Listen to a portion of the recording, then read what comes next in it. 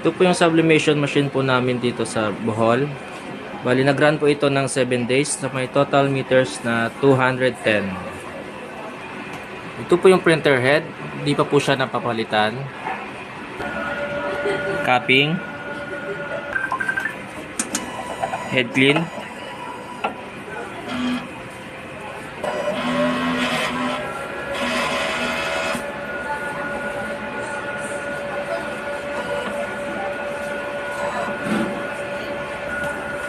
Punasan ng wiper. Capping.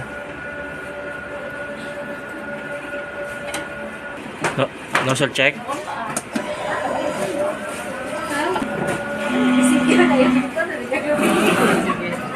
Kompleto po siya. Ink system naman namin po ay tama lang.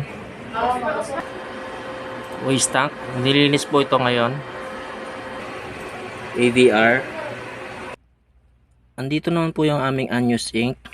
Ito po. Use ink. Sable roll. At dito naman po yung aming nagamit na CMYK. Ito po yung black. Magenta. Cyan. At yellow. Dito naman po yung aming output record po. Ito po. At daily checklist po.